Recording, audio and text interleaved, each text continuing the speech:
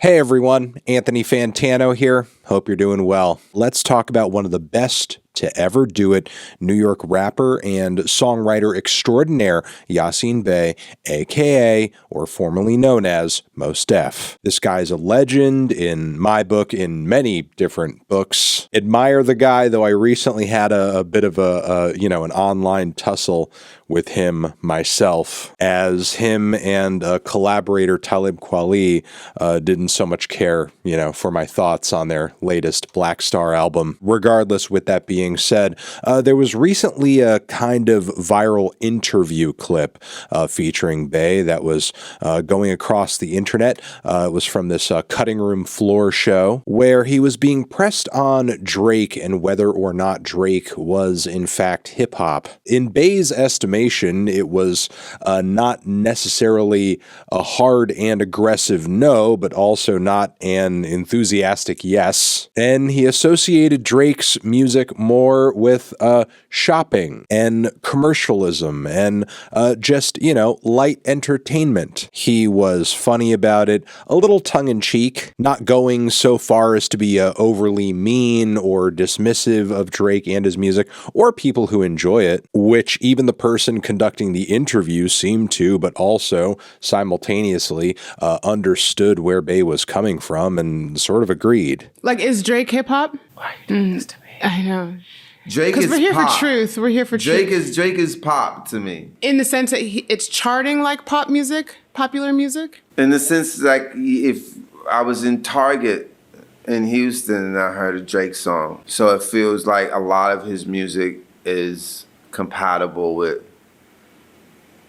shopping. Yeah. Shopping with an edge in certain instances. Fair. I like Drake's music, but I understand exactly what you're saying. Of course. I mean, it's commercial, entertaining, fun, good, formulaic music that is... It's likable. Music doesn't need to be hip-hop for it to be enjoyable, because lots of music that's enjoyable is not hip-hop. Which you would think between that and the fact that everyone should know, looking at this man and understanding his catalog, what era of, hip-hop and rap music he comes from, compile that with the fact that Drake embraces a lot of pop aesthetics to make his music, and you would think any rational person would come across this interview and think, that's fair, nothing wrong here. That's certainly what I thought, but no, actually, this conversation got the panties of a lot of Aubrey's Angels in a twist, tearing Yasiin Bey apart, saying he's clueless, saying even his music is trash. But for anybody who knows this guy's history,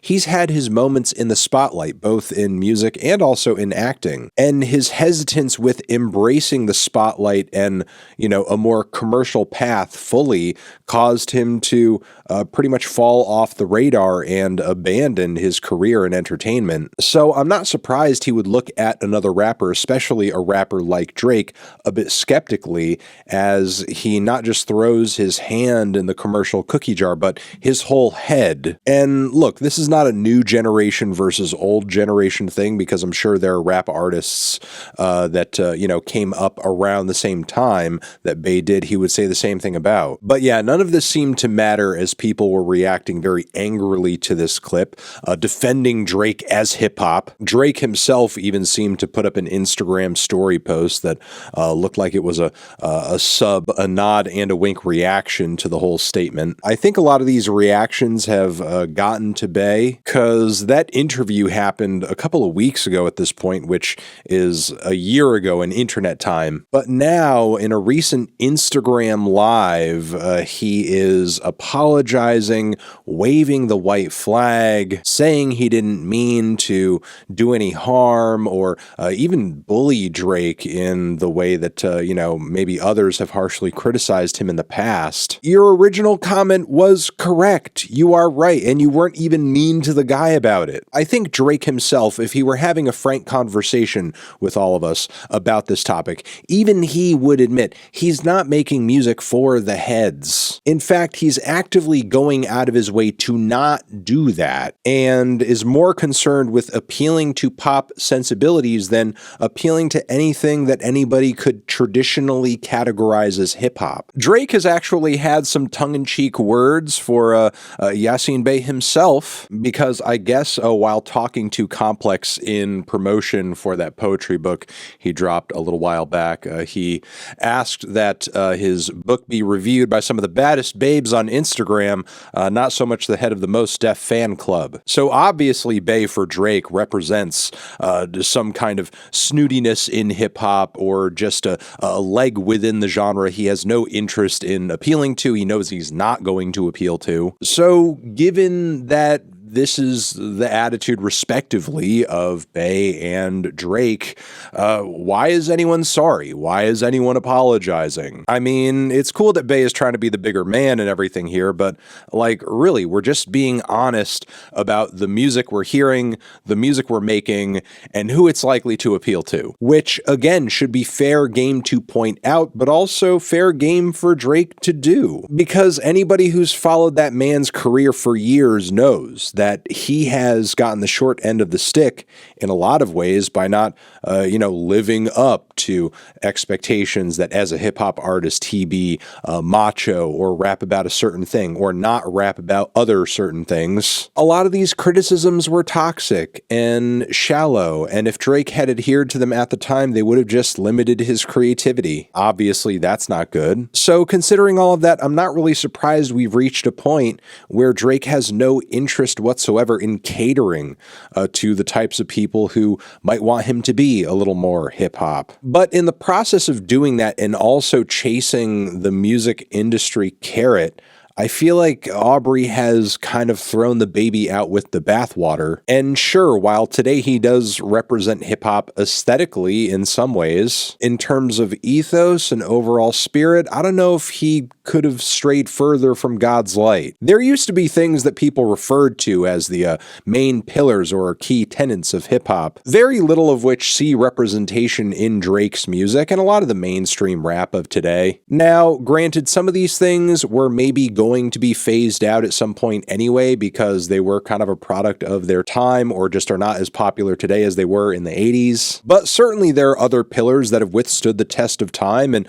didn't necessarily need to be abandoned, like, for example, knowledge. Knowledge of hip-hop's own history, which a lot of the people angry at Yasiin Bey right now seem to be kind of ignorant of, and also the knowledge and dissemination of information on Black struggle, past and present, which Drake very famously avoids as a topic on pretty much all of his music. The only cause he pushes his fans towards is his struggle with being lonely at the top, and also giving him validation in whatever drama he's engaging in with whatever subliminals he's putting out there in any given verse, which again is fine if that's what you want your music to be about, but convincing people that you are just as hip-hop as anybody who was there at the genre's inception, that to me is kind of a laugh. Ultimately, I think what's happening here is Drake's fans are suffering from a case of wanting to have their cake and eat it too. And sure, while I understand that most genres of music are abstract things, and I don't think there's any hard line defining what is and isn't hip-hop at this point, but you can't deny that we're further away from whatever the hell hip-hop was originally meant to be than we've ever been. What have the audiences demanded? They want the pop hooks, the most expensive designer looks, they want the big stars and the meaningless bars. Also, they don't even care if you've written them. They want the gossip, they want the moody, low-key background, wallpaper beats that don't even have a goddamn pulse. So there's a demand for all of this, and afterwards we want to fold our arms and say, yeah, this is hip-hop. And look, I'm not just simply making a criticism here of Drake's style or vibe, or saying that, in order for something to be hip-hop, it needs to sound like something straight out of the freaking 90s. Because, in fact, I think there's no shortage of hip-hop out there today, even if it does sound different. Kendrick is certainly hip-hop. Cole is hip-hop. Earl is hip-hop. Armand Hammer is hip-hop. I could list artists all day. Again, these artists not only meet the aesthetic standards for the genre, but I think, the spiritual standards of the genre, the ethos of it. I personally find a lot of Drake's makes music entertaining to listen to too, and I don't think there's anything wrong about it or him being popular and enjoyed by many. But why do we need to kid ourselves and spare feelings over what is obviously true? That hip-hop's roots and original intentions have kind of gotten lost in translation as the genre has become more commercialized, sold off to the highest bidder. This is a tale as old as time and happens to pretty much every genre and micro-cultural community around that genre when it reaches some kind of commercial peak. Rap music and its biggest and most successful artists are not impervious to this phenomenon, and Drake is not the reason this change happened. He's not the reason it will continue to happen. But as of right now in 2024, he is the best and most obvious example of this phenomenon, personified into a single guy, a single very marketable and catchy guy. And there is absolutely, positively no reason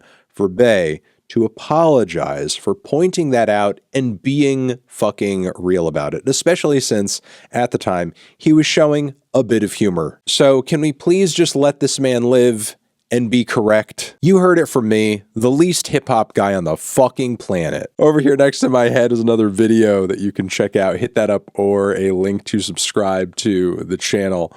Anthony Fantano, Yasiin Bey, forever. I wish that there was this much energy about human rights